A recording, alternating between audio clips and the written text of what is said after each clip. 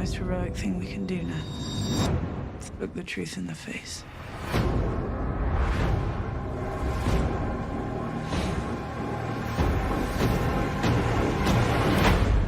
The Night King is coming.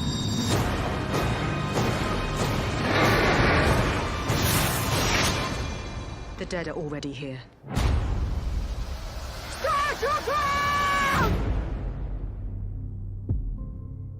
Hey everybody, this is going to be my episode 3 Game of Thrones review and impressions, and a lot has happened these last few days. You know, we had Avengers, and now we have episode 3, the Battle of Winterfell.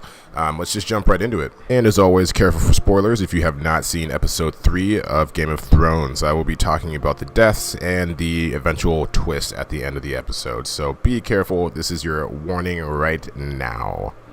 Now, this was the show's longest episode to date, and for good reason. They really spent a lot of time on engaging with different characters throughout the battle, and it just goes to show how much they really care about the characters, you know, because you're not ever with just one person. They jump around, and they make you really feel like you have experienced the entire battle in the point of view that they want you to see it through, which is really what I appreciate. The episode starts with a really somber Winterfell. You know, we've never seen Winterfell geared for battle like this. You know, we saw him in the Battle of the Bastards, but this is a battle of the dead, so there's a lot at stake here, and you can just kind of tell that everyone is just nervous as hell, and the people that are useless in quotations are, you know, being tucked away in the crypts where they should go. You know, they have no business being out in the battlefield when the dead arrive, but they do pan in on Samwell Tully, and you can just tell he's shitting his pants, and everyone else is as well. They're just better at hiding it than he is. We got everyone geared up for battle. We got the Dothraki, we've got the Unsullied, we've got the Winterfell army, we've got dragons geared up, we've got catapults, and then you just have Lady Melisandre pull up with her red ass cloak trying to do some crazy shit. Obviously, Sir Davos sees this and is quite pissed off, but I can understand at the right moment that he's probably like, dude, she can do whatever the hell she wants. So she actually goes to the Dothraki and lights all of their spears and swords on fire. Now, fire is obviously one of the things that can kill White Walkers along with Dragonglass. So that scene was so sick, how just every single one of their weapons just started lighting on fire. That was a really interesting scene. I loved it.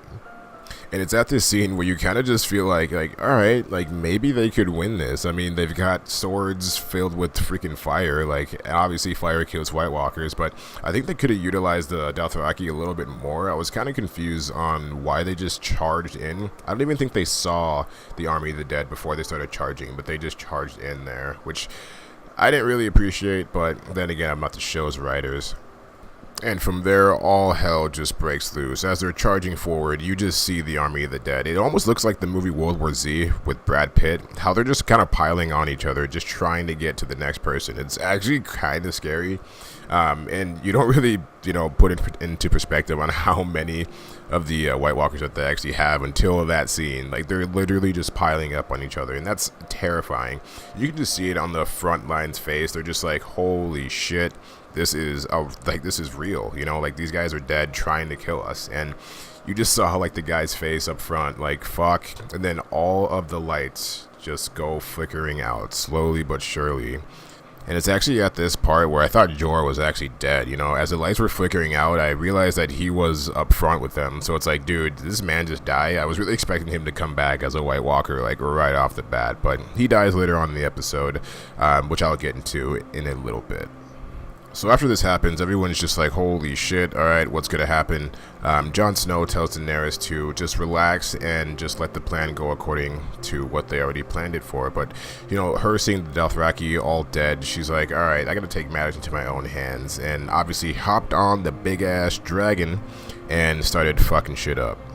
And like I said before, I really appreciated how they made the battle really easy to follow. You know, it wasn't just like shaky cam chaos like the majority of the time. Like, you really had standalone characters doing their own shit, and you had a lot of screen time for each of them to, you know, just kind of prove what they can do, because we've all seen these characters fight. We all know that they're badass because, I mean, let's face it, they're alive. During the battle, we have Theon Greyjoy and his Greyjoy fleet protecting Bran at all costs because the Night King is going for Bran. This is because the Three-Eyed Raven poses a huge threat to the Night King, because he doesn't want people in the future to know what happened. He just wants a forever winter.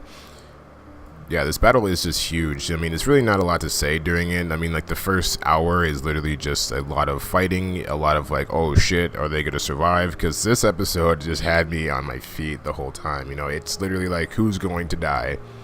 We get some cool ass scenes of Daenerys and Jon fighting the Night King in the air. We get this really awesome like scene when they're like above the clouds. I've never seen that for Game of Thrones before, but that shot was like so beautiful to me, and I noted it during the episode, so I just had to talk about it now.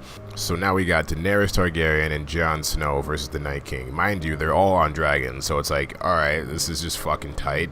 Like, it's just dragon battles, like, why not? They actually end up besting Viserys, I think that's what the name is, and the Night King goes falling down.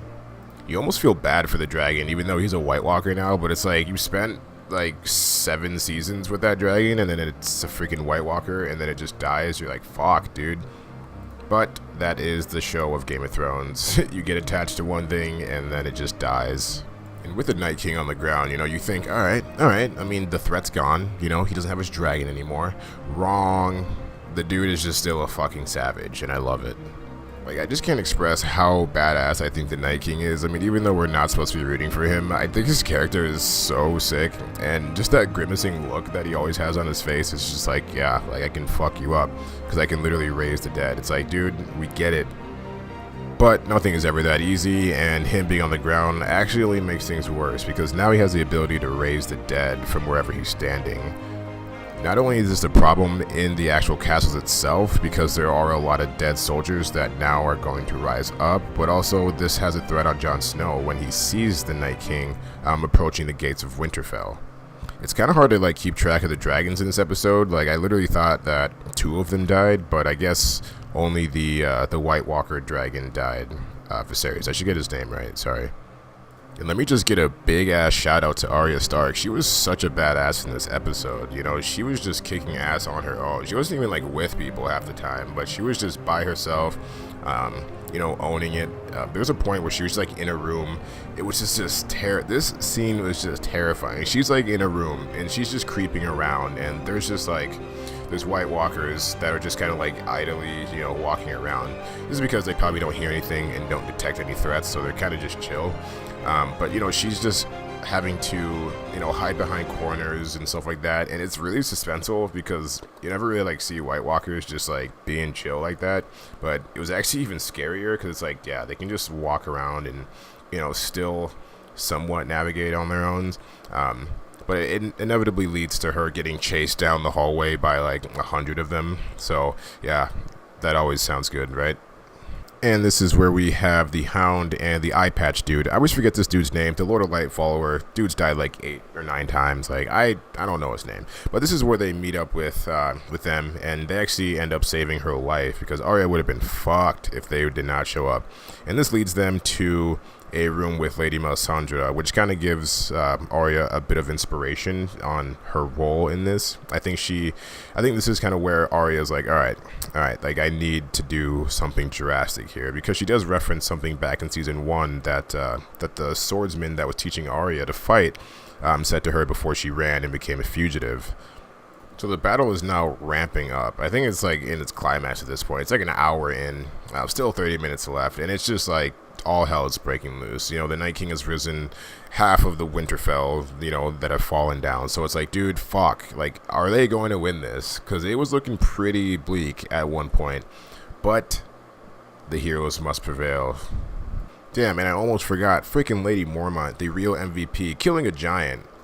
Obviously dying for it because nothing's ever that easy, but, you know, she was really trying to hold her own. She's a savage, you know. She could have been down in the crypts, you know, doing her own thing, but she really was out there trying to fight the battle of the Dawn, and I really did appreciate what they did with her character, and then with her inevitable death. And like I said before, there were a few deaths in the episode, less than I thought there were going to be, but still, the people that died were people that I actually cared about. We had Lady Mormont, we had Jorah Mormont, we had Eye Patch dude, Lord of Fire dude, we had Melisandre, who just, like, killed herself. You had one of Jon Snow's best friends, and you had just a few underlings that died as well. I think that they honestly left a lot of characters alive because I think there's going to be a bigger battle that comes into play when they fight Cersei, which is honestly what I'm looking forward to. I'm just like confused and just curious on how they're going to incorporate the last arc of this whole entire show in 3 episodes. Like, that just still blows my mind. Like, these episodes just have to be like packed full with events happening after events, like no BS. Like, they need to just get to the point and get to King's Landing because Cersei needs to die. She must die. So the battle is just ramping up. People are dying. There's people that are just alive that were dead before, obviously because of the Night King's powers and stuff. But then you have kind of the last scenes. You have Theon Greyjoy making a huge sacrifice. Now, this is a huge character moment for Theon because obviously he knows he fucked up. He's apologized to Bran before. Bran said, if it wasn't for what you did, you wouldn't be back to where you're supposed to be, which is a really good quote because it's like, dude, yeah, we know you fucked up, but at the end of the day, you came back to fight in the Wars of the Dawn. Theon Greyjoy dies because he just charges the Night King. He's like, you know what, fuck it. Like, I'm just gonna go for it. If I get lucky, I get lucky, which is honestly what I really do respect. Theon gets blasted, and we're all sad. I was fucking sad, even though I don't want to be sad for Theon because his shit antics, but, you know, he's come so far, and it looks like everything is going to end because the Night King is walking straight towards Bran, and you're just like, what the hell is going to happen here? Like, me and my friends were like, dude, like, how, like, what, like, what's going to happen with this? And Arya Stark coming in with the clutch move of just stabbing the Night King. And you actually get like tripped up because like you see her jumping behind him, and then he definitely just catches her with her neck, and then she drops the knife and then just stabs him in the gut. And you're just like, bro, this is insane. So Arya is really the one to end the war. And I feel like Bran knew that was coming, but it's like, dude, just tell people what's happening. I feel like he's just too silent. Like at least let the audience know what you're trying to do. Like, dude just sits there all the time, but I get it. The Three-Eyed Raven, there's a lot of stuff, you know, he's probably thinking about looking into the past and future and stuff like that. But it was just interesting how Arya was the one to destroy the Night King. And obviously he just shatters, and the entire army of the dead is just going kaput. Jon Snow was about to get blasted by a freaking dragon, but that shit just dies right off the bat, too. I'm just like, damn. It was pretty sad, and it was a very, very good scene. Also, before I forget, some of the crypt scenes, I actually thought Sansa was going to kill herself when Tyrion and her were in the crypts, and all hell is just breaking loose down there. Like, the soft music starts playing, and Sansa pulls out her knife, and you're just like, is she about to, like, kill herself? But I don't think she would do that, though. Like, in my head, I'm like, I don't think she'd do that. But, you know, she doesn't do it. I think she was just trying to prepare for the worst. But thank God she didn't do that, because then she would have died for literally no reason. So, yeah, that is my review, kind of walkthrough of the whole episode. I kind of jumped around. I just saw it, so I'm just kind of excited to talk about it with you guys. This video is kind of long, so if you don't watch the whole thing, fuck you. Anyways, if you guys like the videos like this, just subscribe and leave a like and comment down your favorite scene in the episode because there was a lot for me. Thanks for watching, and I'll see you guys on the next one. Take it easy. Peace.